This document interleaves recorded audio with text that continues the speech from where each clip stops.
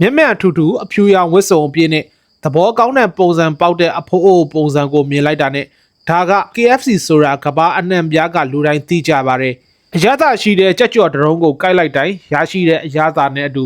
ဒီကြက်ကြော်အင်ပါယာကြီးရဲ့နောက်ွယ်ကစိတ်ဝင်စားဖွယ်ဇာတ်လမ်းကိုဒီနေ့မှာတော့ပြောပြပေးခြင်းပါတယ်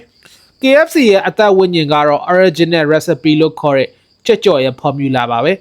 ဒီအစားကိုကာနယ်စာရန်ကဟင်းခိုင်မွေးကြိုင်စစ်တပ်မျိုးနဲ့ပေါင်းဆက်တီထွင်ခဲ့တာပဲဖြစ်ပါတယ်ဒီ formula က Coca-Cola ရဲ့လှုပ်ဝက်ချက်လိုပဲကမ္ဘာအကြီးမားဆုံးလှုပ်ဝက်ချက်တစ်ခုလည်းဖြစ်ပါတယ်မူရင်းလက်ရင်းမူ formula စာရွက်ကိုအမေရိကန်နိုင်ငံရဲ့လုံခြုံဆုံးနေရာမှာတည်ရှိတဲ့ရုံးချုပ်အတွင်းက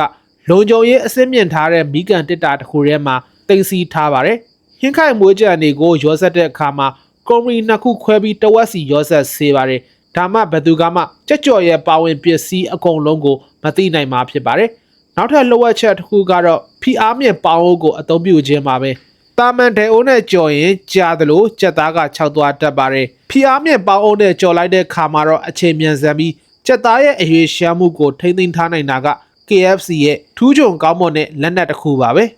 KFC ကိုတီထောင်ခဲ့တဲ့ကာနယ်စန်တာဟာငယ်စဉ်ဘဝကအင်မတန်ကြမ်းတမ်းခဲ့ပါတယ်မီးရထားလှုပ်သားအာမခံကိုယ်စားလှယ်မိသက်သမားအစားရှိတဲ့လုံပေါင်းစုံကိုလှုပ်ခဲ့ရပြီးသူ့ဘဝကအချိန်ချင်းကြာရှုံးခဲ့သူတယောက်ပါသူ့ရဲ့ကြက်ကြော်လုပ်ငန်းကိုစတင်ဖို့ကြိုးစားခဲ့တဲ့အခါမှာလဲစားသောက်ဆိုင်ပေါင်း1000ကျော်ရဲ့ညှဉ်းပန်းမှုကိုခံခဲ့ရပါတယ်ဒါပေမဲ့သူကတော့လုံးဝလက်မလျှော့ခဲ့ပါဘူး1952ခုနှစ်အသက်65နှစ်အရွယ်ရောက်မှပထမအဆုံး KFC ကိုစတင်နိုင်ခဲ့ပြီး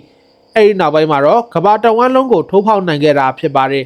KFC ရဲ့အောင်မြင်မှုကအရသာတစ်ခုတည်းတော့မဟုတ်ပါဘူး localization လို့ခေါ်တဲ့ data အလိုက်လိုက်ရောညီထွေပြောင်းလဲနိုင်စမ်းကြောင်းမှာတရုတ်နိုင်ငံမှာဆိုရင်တရုတ်လူမျိုးတွေကြိုက်တဲ့စံပြုတ်ကြက်ဥအစားရှိတာတွေရောင်းချခဲ့သလိုမြန်မာနိုင်ငံမှာဆိုရင်လည်းထမင်းနဲ့တွဲဖက်စားသုံးနိုင်တဲ့မီနူးတွေကိုထည့်သွင်းထားပါတယ်ဒီလိုပြောင်းလဲပြင်လွယ်ရှိမှုက KFC ကိုနိုင်ငံပေါင်း145နိုင်ငံမှာဆိုင်ခွဲပေါင်း29,000ကျော်ဖွင့်လှစ်နိုင်စေခဲ့တာလည်းဖြစ်ပါတယ်တစ်ချိန်လုံးကတော့မြန်မာလူမျိုးတွေအတွက်က KFC ဟာပြည်ပနိုင်ငံတွေကိုတွားရောက်လည်ပတ်မှသာစားတောက်နိုင်တဲ့အရာတစ်ခုဖြစ်ခဲ့ပူပါတယ်ဒါပေမဲ့အဲ့ဒီအိမ်မက်တွေက2015ခုနှစ်မှာလက်တွေ့ဖြစ်လာခဲ့ပါတယ်